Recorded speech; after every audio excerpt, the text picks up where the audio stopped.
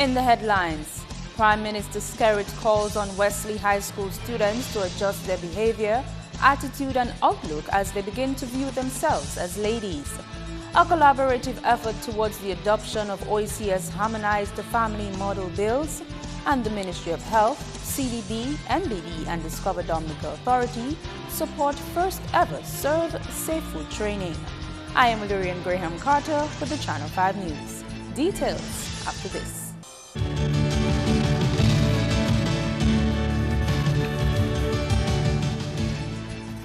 First up, Prime Minister Roosevelt Skerrit has appealed to students of Wesley High School to understand that they have a role to play in determining how they are seen and treated by others in society.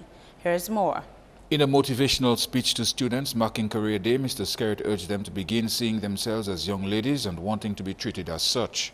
In the context of Dominica, the difference between being a woman and being a lady, or between being a man and being a gentleman, can be summed up in 3 words: behavior, attitude, and outlook. Every student in this room, by virtue of the aging process, will become a woman someday. But it is a special type of individual who grows to become a lady. Mr. Skerrit said in his sight they were all special, and that's why government invests so much time, effort and resources in their development. But he said while the students were special to their parents and teachers, he wanted them to be special to themselves.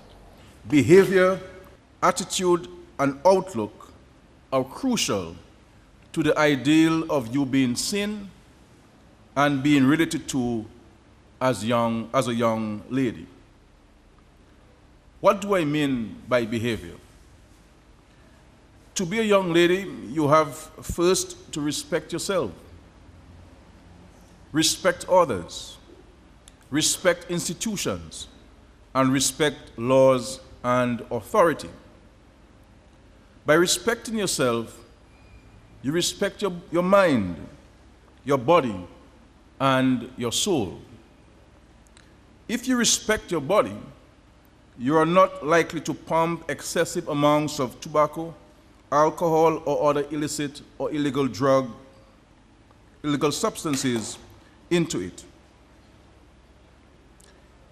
You're not likely to abuse or display it in an indecent, carefree, or lackluster manner. You would treat it as the temple that it is supposed to be and demand that others do likewise. Being a lady requires adopting a positive attitude to life. It also demands that you have a progressive outlook on your future. The Prime Minister said it was important for students to understand the changes in behavior, attitude and outlook that would be necessary to make the transition. When you depart Wesley High School, no matter your chosen profession or your future area of study, what will give you the competitive edge over all of whom you will encounter is your attitude and the perception of you in terms of character and other ladylike qualities.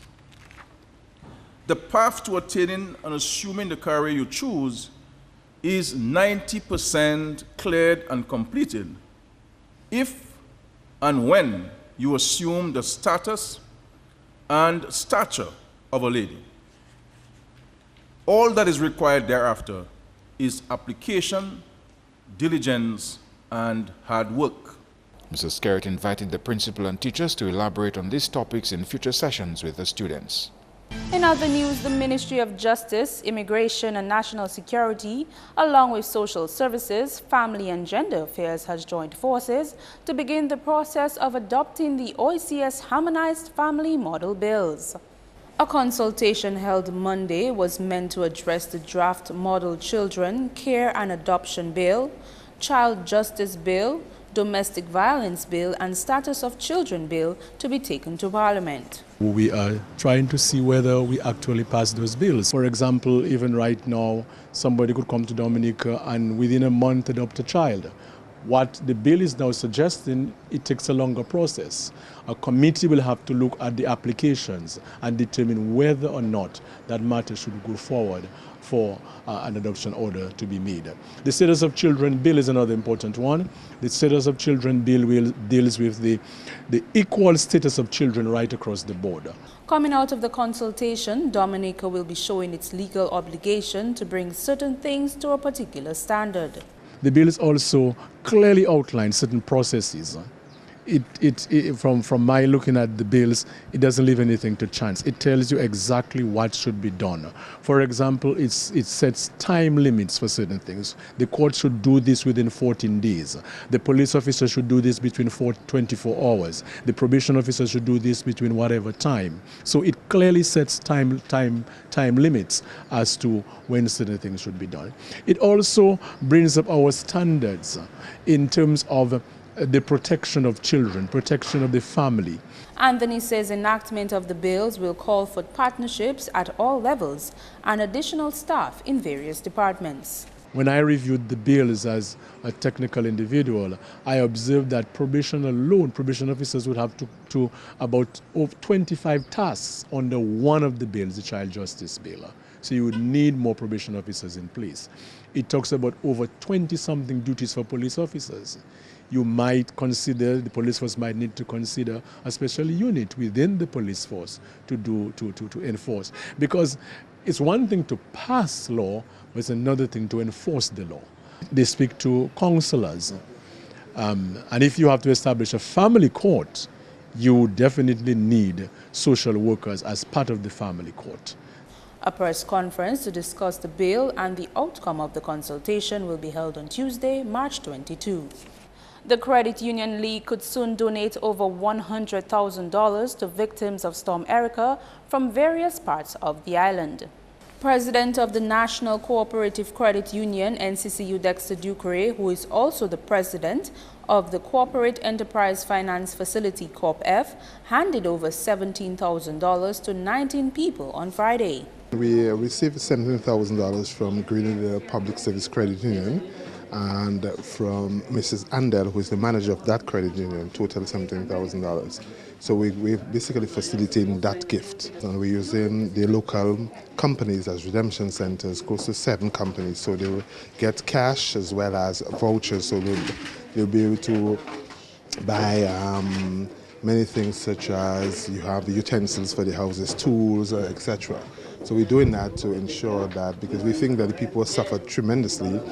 Recipients came from all areas affected by the August 27, 2015 storm. The Credit Union League will be, maybe later this month or next month, will be doing their own donation also, because they receive other monies from other institutions in the region. So they have close to maybe $100,000 or more to give away. And we have a big announcement to make sometime later for NCCU in giving back to our people. But I can't tell you now. You'll have to wait for that press conference. Meanwhile, a mother who escaped the storm with only her life and that of her family expressed how she felt receiving the donation from COOP-F on Friday. I am very thankful for COOP-F because that little donation, it is going to help me very much. Because all now, so we don't have food, we have to be crediting and those things there, and where are we going to get the money to pay it, we don't know. So I am very grateful that it is plenty. I don't say liquor, it is plenty. That liquor relief they give me there. I call it liquor because for the amount of things it have to pay and debt it have to pay. No, I am just grateful.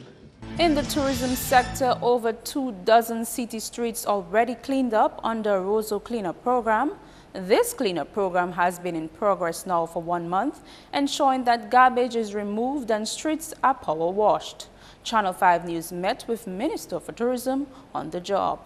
So we did about 20-something streets, starting all the way from the north side of the river, all the way to the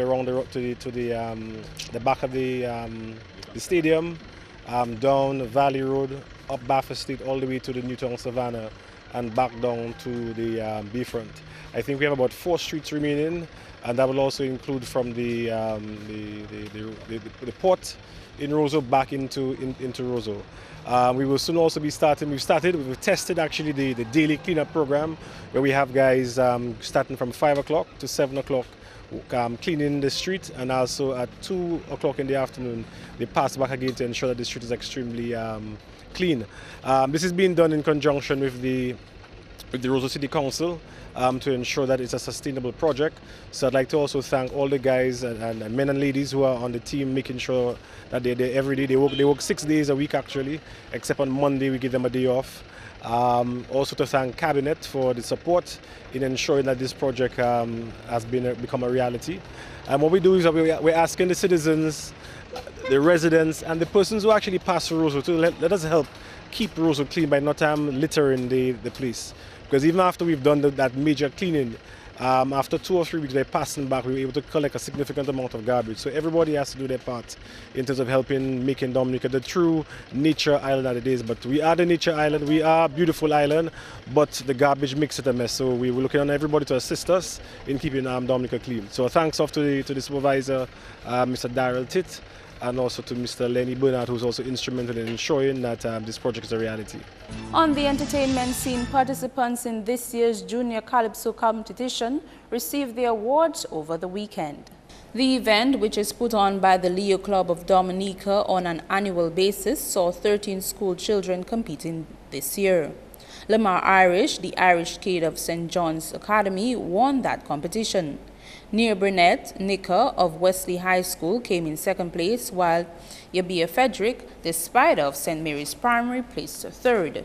And Nikima Alfred, the Empress of St. Martin's Secondary School, came in fourth position. Coming up, sensitization on gender violence, food safety, and more when we return.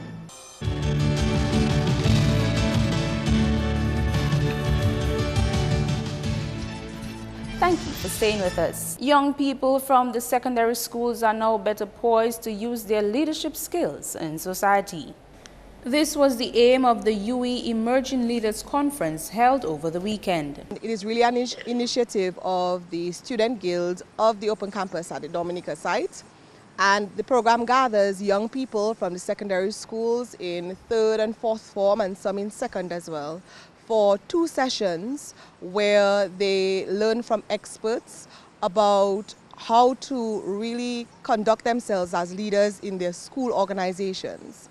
The program is really aimed to help these young people to reach their full potentials as leaders in their school, and of course they will be the future leaders of the country and of the world.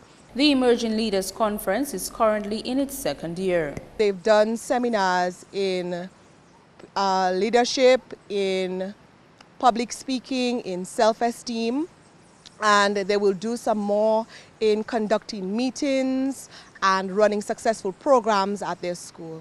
This is one of the efforts that UWI puts out in its outreach programs, and we are proud that we're in its 2nd year now, and we look forward to continuing to work with the secondary schools, and we plan on including more secondary schools as we go along. Students from the Goodwill Secondary School, Dominica Grammar School, and Dominica Community High School participated in the weekend's conference. In the self-esteem segment, I learned how that I should not bring down myself. I should think of myself as a positive person, not to listen to what others tell me, but to have a moderate self-esteem wherein I can go out there and do things. We learned about stress, self-confidence, and public speaking. I would encourage someone to take part in the Emoji Leaders because you can learn different things that can help you throughout your life. It has been helpful in making me utilize and be more resourceful among my peers and among different people who need leadership or need a leader. The Grand Four Primary School has won this year's Mademoiselle Francophonie pageant. 9-year-old Janelle Phillip, who represented Ghana during the competition, got prizes for Best Francophonie Wear, Best Oral Presentation, Best French Fashion Wear, and Best Talent. I feel excited, confident. I didn't know I was going to win, but I did it. Leilani Leslie from the Massac Primary School, representing Togo, placed second, while Simone Moses of the Monjon Primary School placed second runner-up. She represented Monaco. Adessa Hodge of Wharton Waven got the award for Best Francophone Spirit. She represented Djibouti. Saint-Sauveur Primary School, represented by Malicia Francis, who depicted Mozambique, got the Miss Personality Award. Switzerland was represented by Judean Eustace of the Castlebruce Primary School. A total of 6 pupils participated in this year's pageant. Jeraine Joseph of the Goodwill Primary School won last year's Mademoiselle Francophonie pageant. In other news, theatre practitioners around the island are now better able to sensitize the public on the issue of gender-based violence. This was among the aims of a week-long training session organized by the Bureau of Gender Affairs in collaboration with the Cultural Division, with funding from UN Women and facilitated by Arts in Action based in Trinidad. According to the Central Registry on Domestic Violence that we house at the Bureau of Gender Affairs, 86.6% of reported cases of gender-based violence are women, 12.7% are males, and 54.2% of reported cases are under 16.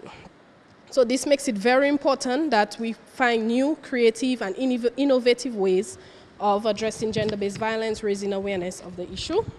Creative means have been used around the Caribbean region for several years to bring across the repercussions of social issues to the people. Over the last 30-odd years, there has been this movement, this popular theatre movement, but more than that, the awareness that you can use drama and by extension the various disciplines in addressing social issues, in creatively addressing social issues. What this workshop does is focus that knowledge, that experience, that talent, and give you some focus in terms of addressing a very, very critical issue in our times, this issue of gender-based violence.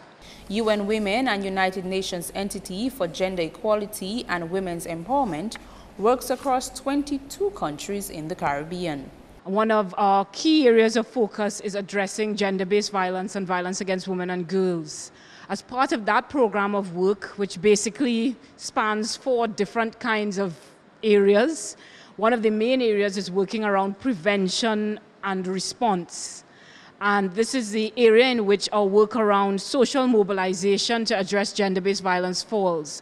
Social mobilization means engaging communities and stakeholders in communities at every level in terms of working towards addressing the kinds of norms and values and cultural beliefs that contribute to gender-based violence and violence against women and girls in particular. The workshop forms part of activities for the Bureau of Gender Affairs' 3-year social mobilization campaign. In health, stakeholders in the food industry to benefit from the first ever Serve Safe Food Protection Training Workshop this week. The 3-day workshop is organized by the Ministry of Health in collaboration with the Caribbean Development Bank, the National Bank of Dominica, and Discover Dominica Authority. The availability of food safety improves the health of people and is a basic human right. Safe food contributes to health and productivity and produces an effective platform for development and poverty alleviation. Up to 1/3 of the population of developing countries are affected by foodborne illness each year, and the problem is likely to be even more widespread in developing countries. Trends in global food production, processing, distribution, and preparation presents new challenges in food safety. The World Health Organization has recognized food safety as an essential public health function. The tourism sector is also set to reap benefits from this venture. Since DDA's establishment, Dominica has not had any bad publicity as a result of any outbreak of foodborne illnesses among our visitors. And this, we believe, is due to the diligent effort and competence and the wealth of experience of the Environmental Health Department. As such, we want to continue to commend their efforts and to ask that they continue to do such initiatives in the future. Discover Dominica Authority will continue to collaborate in various ways, for example, raising awareness in relation to food safety in the tourism industry. This, we think, is very critical The training will allow for the international certification of Dominicans working in the food service industry. The main objectives of this training is to improve the safe food handling practices in the country of Dominica, and the project goal is to ensure that all foods offered for consumption are safe and wholesome, thereby minimizing any incidents of foodborne diseases. Our main objectives is to improve the knowledge base of personnel in the food service industry about factors which contribute to safe food, to increase the understanding of food providers and handlers of their role to keep the food safe, and to improve safe food handling practices among food providers. Participants of this workshop will also have the opportunity to further develop their training and become safe serve instructors. That's news. Your sports highlights next with Kenny Williams.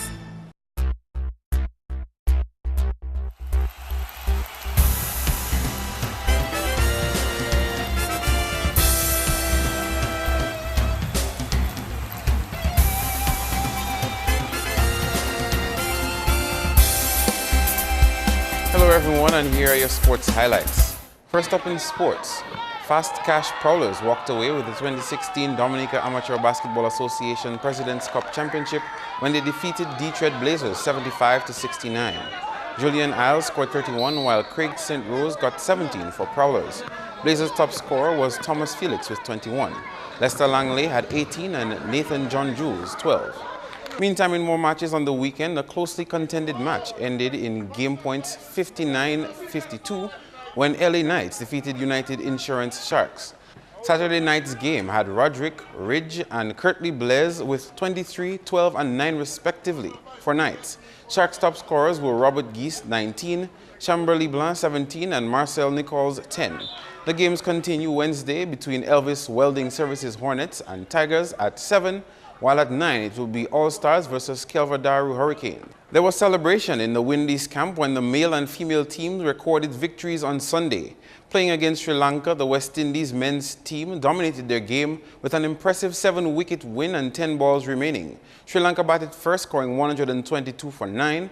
Tisara Pereira top scored for Sri Lanka with 40, while Angelo Matthews supported with 20. Samuel Brady and Dwayne Bravo created some trouble in the Sri Lankan batting lineup, taking 3 for 12 and 2 for 20 respectively.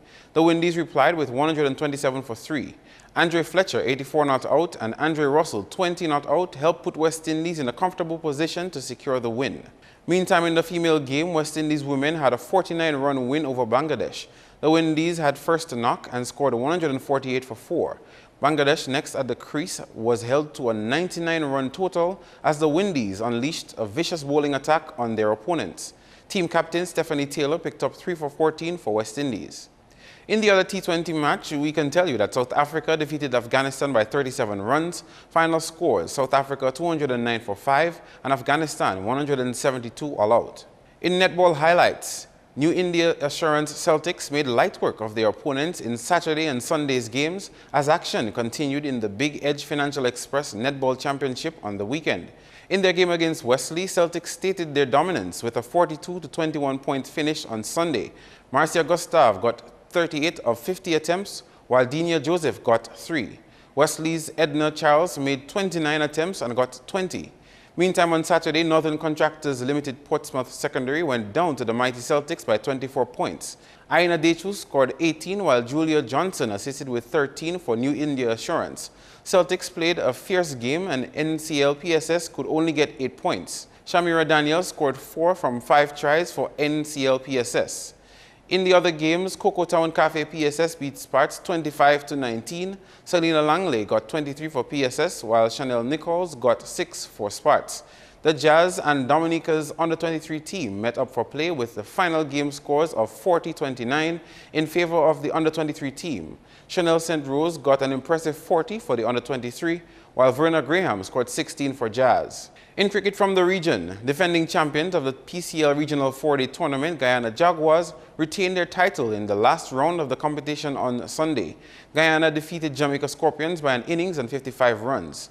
With a firm grip on his bat and confident strokes, Shimron Hetmeyer blasted his way to 107, while Leon Johnson, 93, and Rajendra Chandrika, 76, assisted with putting Guyana in the lead with 440. Damian Jacobs shook the Jaguars' house, taking 5 for 131 for Jamaica. Scorpions next at the crease posted 231 all out. Jermaine Blackwood scored 62, while Aldane and Devon Thomas had 45 and 43 in that order. Jamaica following on made 134 all out, with no batsman topping Andre McCarthy's 21.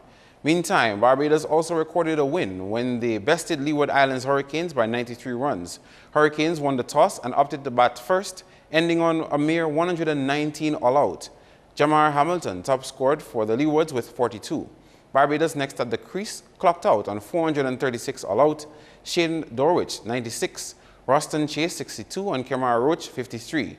Batting a second time, the Leewards ended on 224 all out, but that wasn't enough to blow away the pride of Barbados. Orlando Peters scored the most for the Leewards with 60. In high school sports, action continues in the sports division on the 20 basketball championships when Dominica Grammar School boys play host to State College on Tuesday. Starting time is 3 p.m.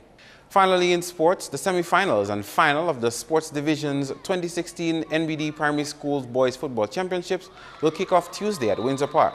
The first match will be between St. John's and Grandford Primary Schools, followed by the Woodford Hill and St. Mary's Primary. Starting time is 1 p.m. Meantime, the semi-final matches will be followed by a game to determine the third and fourth place teams, after which the final will be played. And the first round of the girls segment of the sports division's NBD Primary Schools Football Championships will begin on April 12 and 13 with the district competition starting on April 15. That's all the sports for now. I am Kenny Williams. Join us again next time.